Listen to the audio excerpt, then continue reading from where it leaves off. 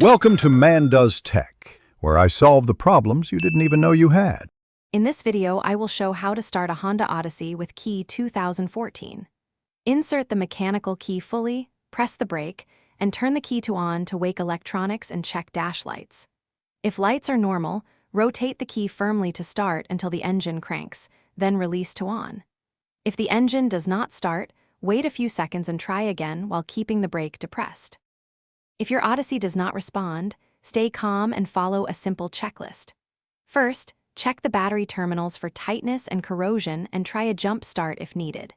Next, confirm you are using a programmed original key, as an unprogrammed key can prevent starting. Also listen for the starter motor noise and watch dash indicators for specific faults, which can point you to fuel, ignition. To avoid being stranded, adopt a few simple habits that save time and stress.